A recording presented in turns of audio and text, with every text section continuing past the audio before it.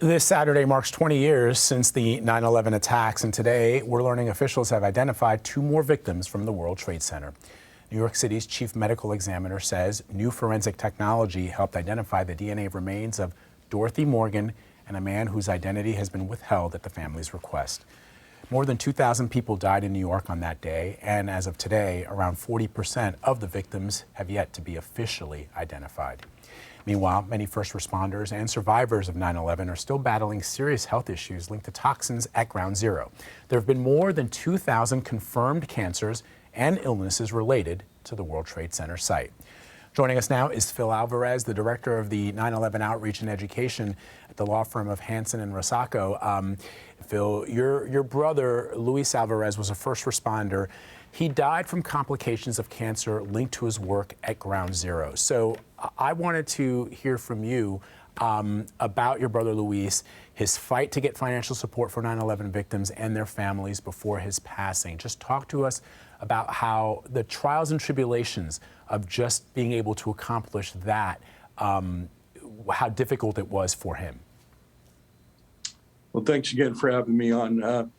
Lou was an NYPD detective who developed cancer from his time at Ground Zero. Him and his team responded to Ground Zero on 9/11 and ended up staying there for approximately 3 months, working 12-hour days during the recovery mission. 15 years later, Lou was told that he had stage 4 colon liver cancer related to his time at Ground Zero. It was at that time that he started fighting to try to survive. In doing so, he met a lot of fellow first responders who were sick and continued to get sick. And he made it his mission to reach out to the officers that he worked with, the people that he knew had been on the pile with him, to try to get them to sign up for the World Trade Center health program, to make a claim with the Victims' Compensation Fund. It was during that time that he was told that the September 11th Victims' Compensation Fund was running out of money in 2019.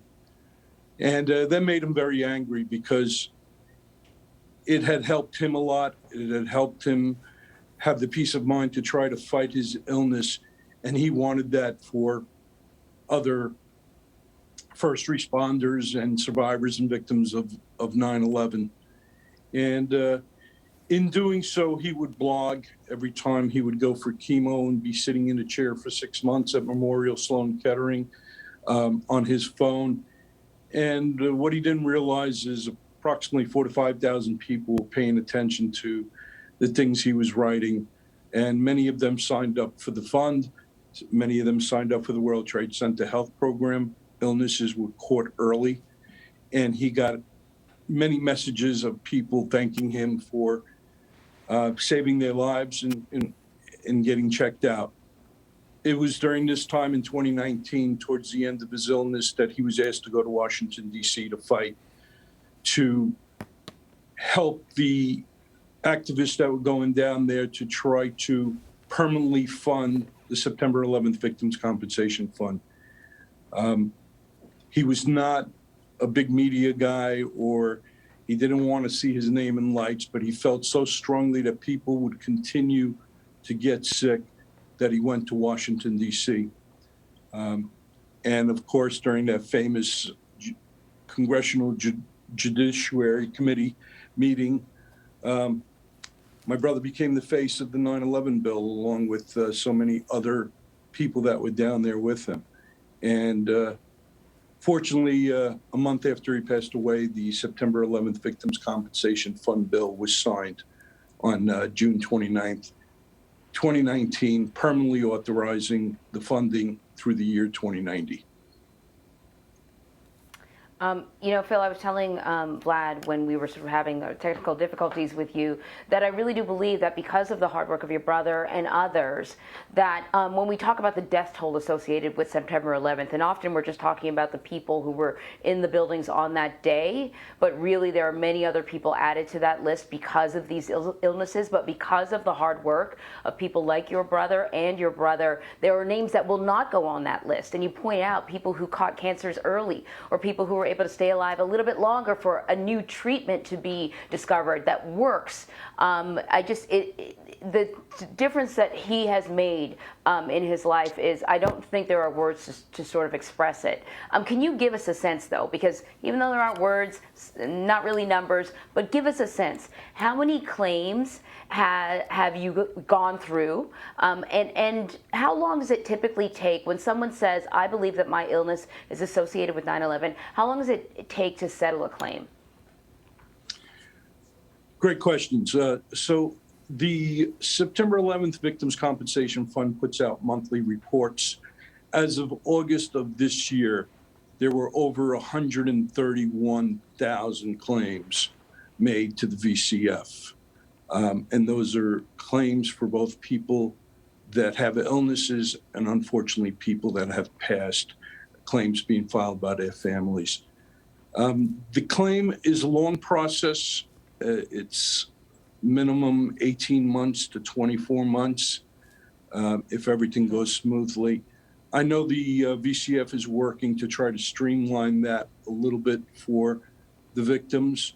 It is a complicated process. I deal with it every day here at the firm. We talk to people every day on the phone, unfortunately, that are getting sick. And we try to streamline the process for them while they're fighting their illness as quickly as possible, but it does take minimum a year and a half. So now 20 years since 9/11, more people are believed to have died from illnesses related to that day than there were killed on the actual day of the attacks because of the aircraft. What is the criteria that is used to determine if illness is related to exposure at Ground Zero? That's a great question. The World Trade Center Health Program, which is overseen by NIOSH, utilizes clinics of excellence all around the nation. Here in New York, we use Mount Sinai, NYU Langone, Northwell Health, Stony Brook Hospital out on Long Island, Rutgers University in Jersey, many great clinics, and they have set up programs. They're a monitoring and a study also, so they're constantly adding new illnesses.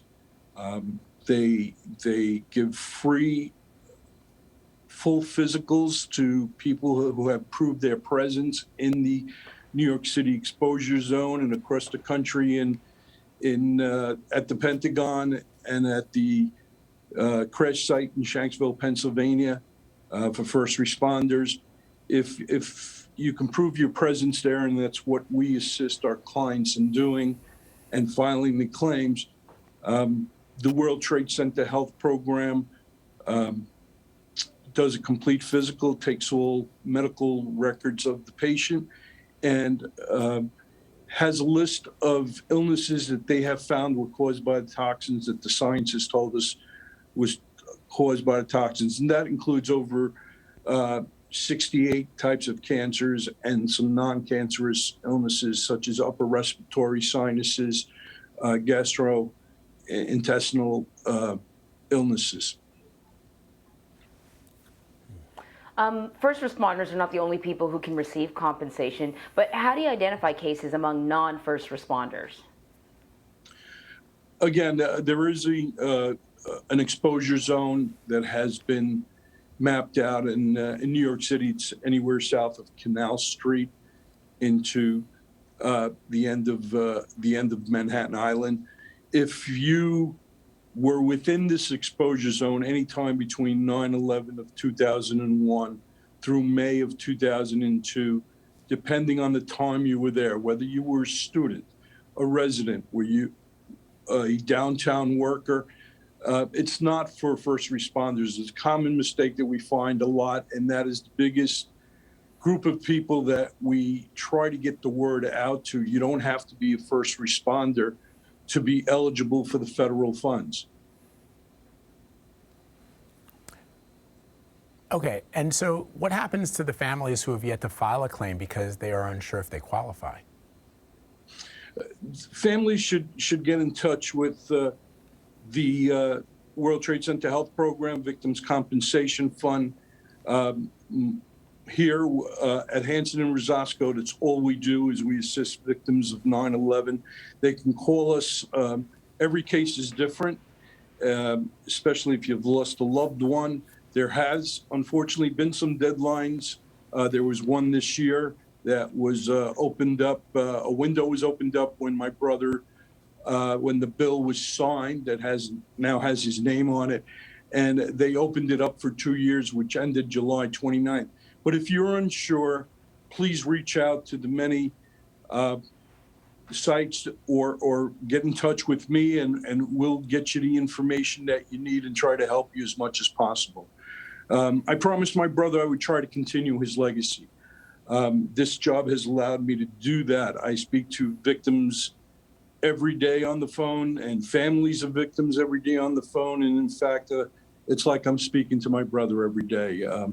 It's something that I'm blessed to be doing, and I will try to answer any question that a family or a victim has. And if I don't have the answer, I certainly will get it for them. Before we let you go, can you tell us a bit more about the scholarship that you started at a school in Astoria in honor of Luis, and why did you pick that school? So just recently, we were honored that the school that we attended as children, we immigrated from Cuba with our parents when we were very young, and we settled in Astoria, New York. And Immaculate Conception Church and School became our community. They became our place of comfort, the base for our faith. And it was the place we took Lou back to for his funeral and to put him to rest. They are honoring him this year. And it's always been a dream of my parents to be able to give back to the school that gave so much to us when we were young boys in a new community. And we've started a scholarship in Lou's name, and the family will be starting it this year. And we invite anybody that'd like to join us to come along with us. It's a great place, and it's a great community. For a long time, people have asked us that they wanted to donate in Lou's memory, and we've always sent them to the great 9/11 foundations and children's cancer foundations, which my brother always supported. And this popped up, and it was a good opportunity to do something in his name. He would probably hate it, but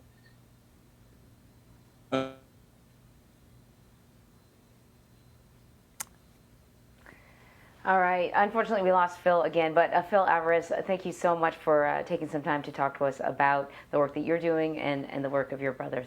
Thank you.